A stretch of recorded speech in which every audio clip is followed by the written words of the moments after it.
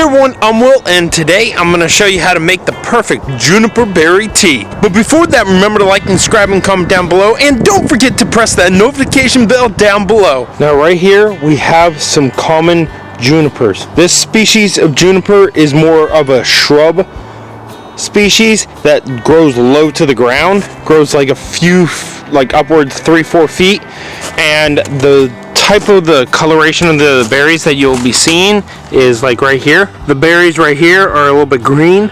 You'll see those at the end of winter. What this is mostly going to be green, but you can find some of the bluer ones. We're going for the bluer ones.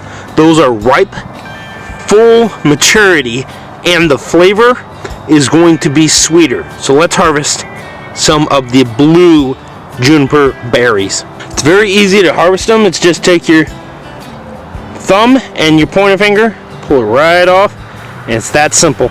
After you have harvested about 10 berries, let's go inside, smash these up, and add them to some warm water or hot water and make some delicious tea. When we have all the juniper inside that we want, you can put more or you can put less than 10 berries. You can put even as much as you want. But we're going to 10 berries for right now.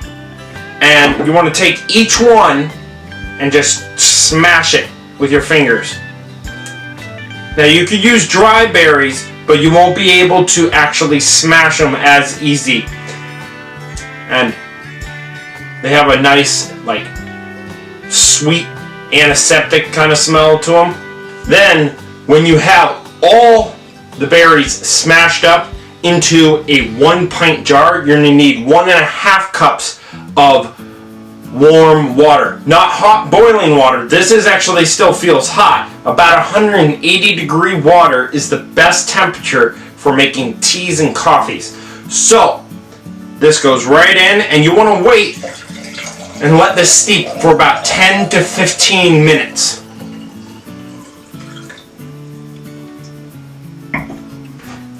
Lid right on. I'm going to show you a really cool trick after this steeps.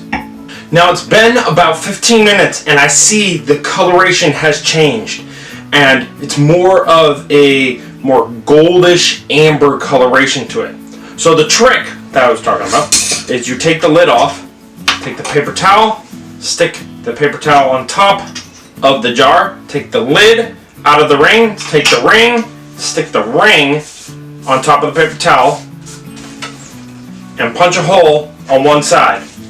Do not pour the liquid out of that hole, because then you might get the grounds of like the juniper berries into your drink. You might not want that, and like other teas like I have shown. You want to pour out the side right here. The hole is to release pressure, that the pressure may stop the stream of the tea flowing out or slow it down. So just pour that right nice in. And with pouring out, the coloration, just by looking at it, has almost a coloration of peachish coloration to it.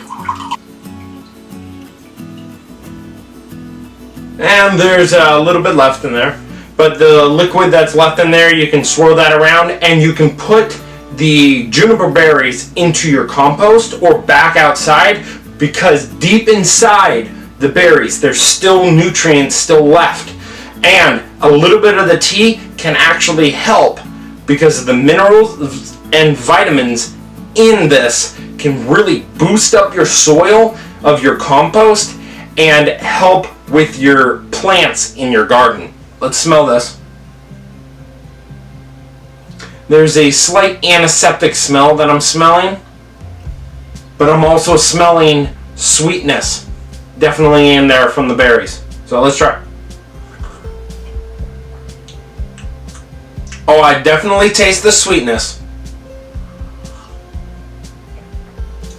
And when I finish, there's a slight tiny little bit of bitters, but barely even there. It's even less than, imagine when you eat a salad. It's not even that bitter of lettuce greens. And that's how you make the perfect juniper tea. If If you want to see more, go down in the description below, click the link to my channel, or press the round subscribe button to help me out to get to 10,000 subscribers. And next time, remember to get outside, get fresh air, and have fun. See ya.